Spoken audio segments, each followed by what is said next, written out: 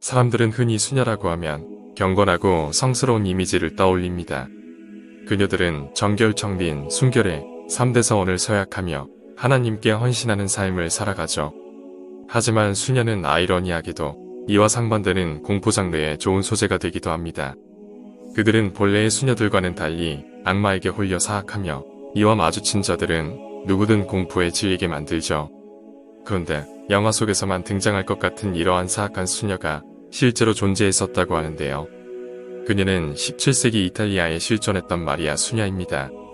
마리아 수녀는 하나님의 뜻을 따르는 독실한 수녀가 되고자 하였지만 사탄에게 사로잡혀 결국 악마의 편지를 작성하고 말았죠. 그녀가 작성한 악마의 편지는 수세기 동안 많은 역사학자들과 언어학자들의 오랜 숙제였습니다. 그리고 마침내 2017년 마리아 수녀가 작성한 악마의 편지가 해독되며 편지 속에 담긴 사악한 내용이 드러나게 되는데요. 이번 시간에는 마리아 수녀가 작성한 악마의 편지에 대해 알아보도록 하겠습니다. 마리아 크로치피사 델라 콘체지오네. 1645년 이탈리아 시칠리아에서 태어난 마리아 수녀. 그녀의 본명은 이사벨라 토마시였습니다. 그녀는 15세의 나이에 팔마 디몬테키아로 수도원에 들어가며 수녀가 되었는데요. 그녀가 수녀의 삶을 택하고 받은 세례명은 마리아 크로치피사 델라 콘체지오네였습니다. 세례명을 부여받은 이사벨라는 옛 이름을 버리고 과거의 죄를 씻어냄으로써 수녀의 역할을 받아들였습니다.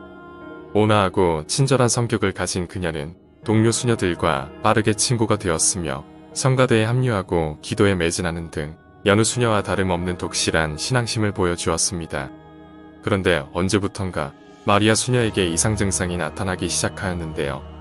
갑자기 머리가 깨질 듯한 두통에 시달리는가 하면 제단 앞에서 기도를 드리는 동안 비명을 지르거나 심지어 정신을 잃고 기절하는 일까지 벌어지게 되었죠. 동료 수녀들은 그녀를 걱정하기 시작하였습니다. 마리아 수녀는 공황발작 치료를 받았음에도 불구하고 비명을 지르거나 기절하는 등의 현상은 좀처럼 나아지지 않았죠. 그리고 마리아 수녀는 주변 사람들에게 종종 이런 말을 하곤 하였습니다. 악마가 악을 섬기도록 나를 유혹하고 있다. 마리아 수녀는 자신에게 속삭이는 악마의 목소리를 들었다고 고백하였습니다. 그리고 악마가 자신의 의지와는 상관없이 하나님께 죄를 짓도록 강요할까봐 두려워했죠. 마리아 수녀는 악마의 유혹을 뿌리치기 위해 신께 기도드리는 일에 더욱 매진할 수밖에 없었습니다. 그러던 중 마리아 수녀에게 예상치 못한 일이 벌어지고 말았습니다. 악마의 편지. 1676년 8월 11일 마리아 수녀는 자신의 방에서 끔찍한 몰골을 한 채 발견되었습니다. 그녀는 앉아서 숨을 헐떡이며 고통에 몸부림치고 있었고 그녀의 얼굴과 손은 온통 잉크로 얼룩져 있었습니다. 그리고 그녀의 손에 들려있던 한 장의 편지. 그것은 악마의 메시지를 담은 악마의 편지였습니다. 이를 발견한 동료 수녀들은 도대체 그녀에게 무슨 일이 있었는지 물었습니다. 그러자 마리아 수녀의 입에서 나온 충격적인 대답은 악마가 편지를 썼다는 것이었습니다. 지난밤 잠을 청하고 있던 마리아 수녀에게 악마가 찾아왔습니다. 그리고 악마는 마리아 수녀에게 자신의 메시지를 받아 적으라고 지시하였죠. 마리아 수녀는 악마의 속삭임을 뿌리치기 위해 필사적으로 저항하였습니다. 하지만 마리아 수녀는 악마의 압도적인 힘을 이겨낼 수 없었죠. 결국 악마는 저항하던 마리아 수녀의 몸에 빙의해 편지를 작성하기 시작하는데요. 그렇게 마리아 수녀는 자신에게 무슨 일이 벌어지고 있는지도 모른 채 밤새도록 편지를 써내려갔습니다. 그렇게 작성된 악마의 편지는 마치 암호문처럼 알 수 없는 문자와 기호들로 가득했는데요. 그 누구도 편지의 내용을 알아볼 수 없었습니다. 마리아 수녀 또한 편지의 내용에 대해서 어떠한 언급도 하지 않았죠. 그 일이 있은 후 이상하게도 그녀에게 일상처럼 일어났던 이상 증상들이 사라지게 되는데요. 하지만 얼마 후 마리아 수녀는 원인을 알 수 없는 병을 얻게 되었고 시름시름 앓던 그녀는 마지막 순간 성자를 3번 외치고는 결국 눈을 감고 말았습니다. 이후 그녀가 남긴 악마의 편지는 그 내용을 밝혀낼 수 있는 날을 기다리며 수녀원에서 보관하게 되는데요. 그러나 많은 암호의 독가들과 언어학자들이 무려 300년이 넘는 기간 동안 악마의 편지를 해독하고자 노력하였지만 그들의 노력은 매번 실패로 돌아가고 말았죠. 그런데 2017년 각고의 노력 끝에 결국 악마의 편지를 해독하는 데 성공하며 마침내 편지에 담긴 악마의 사악한 메시지가 드러나게 되었습니다. 악마의 편지 내용. 편지가 작성된 지 341년 만인 2017년 이탈리아의 로둠 과학센터의 연구원 그룹이 수세기 동안 의문으로 남아있던 악마의 편지의 내용을 해독해내는데 성공하였습니다.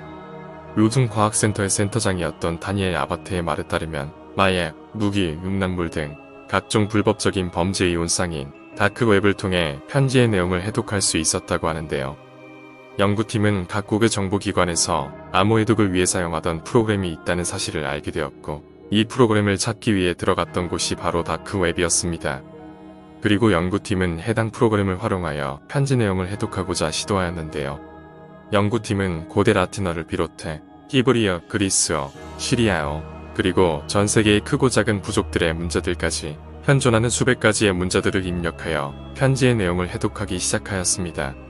그 결과 편지 전체의 70%에 해당하는 15문장의 내용을 해독할 수 있었는데요. 충격적이게도 편지의 내용은 모두 신을 부정하는 내용을 담고 있었습니다. 그 내용은 다음과 같습니다. 신은 인간에 의해 만들어졌다.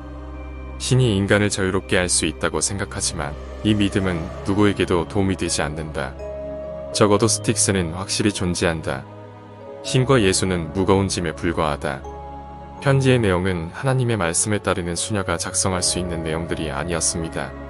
편지의 내용이 공개되자 전 세계는 충격에 휩싸일 수밖에 없었고, 악마의 편지를 둘러싼 의혹은 더욱 증폭되었습니다. 이 편지는 정말 신을 거스르는 메시지를 전달하기 위해 악마가 작성했던 것일까요?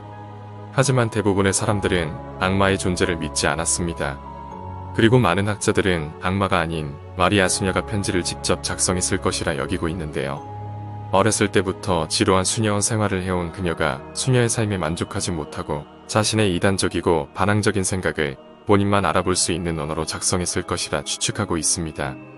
실제로 마리아 수녀는 어릴 적부터 고대 라틴어, 그리스어, 히브리어 등 다양한 언어를 능통하게 구사할 수 있었던 것으로 알려져 있습니다. 또한 한편에서는 그녀가 양극성장애와 같은 정신적 질환을 앓고 있었을 것이라 추측하였는데요. 편지의 내용을 해독했던 로둠 과학센터의 센터장이었던 다니엘 아바테의 말에 따르면 마리아 수녀는 여러 언어에 능통하여 암호화된 언어를 창조할 수 있었고, 정신분열증으로 고통받던 그녀가 악마와의 대화를 상상하게 되었다고 자신의 생각을 밝혔습니다. 실제로 정신분열증의 많은 증상은 악마빙의의 징후와 매우 흡사한데요. 여기에는 환청과 기괴한 환상을 보는 것도 포함이 되죠. 하지만 많은 종교인들은 이러한 주장들을 부정하고 있습니다. 그녀가 정신질환으로 편지를 작성했다는 주장은 눈을 감는 순간까지 악마에게서 벗어나고자 했던 그녀의 처절한 사투를 모욕하는 것이라 지적했죠. 마리아 수녀의 사후 수백 년이 지난 오늘날 그녀가 정신질환을 앓고 있었다고 단정 지을 수 없기에 악마의 편지가 정신질환의 결과일지 아니면 악마에게 조종당한 희생의 결과일지 확실히 알 수 없습니다. 이렇듯 편지의 일부 내용이 공개되었음에도 불구하고 악마의 편지를 둘러싼 의혹과 논란은 여전히 이어지고 있는데요. 현재까지도 학자들 사이에서는 편지를 두고 다양한 해석이 이루어지고 있습니다. 학자들은 편지에 미해독된 나머지 30%의 중요한 내용이 숨겨져 있을지도 모른다고 말하고 있습니다. 이들의 말처럼 나머지 30%의 내용이 밝혀진다면 과연 그녀의 실현 뒤에 숨겨진 진실을 밝혀낼 수 있을까요? 미스터 리였습니다. 영상이 마음에 드셨다면 구독과 좋아요 부탁드리겠습니다. 시청해주셔서 감사합니다.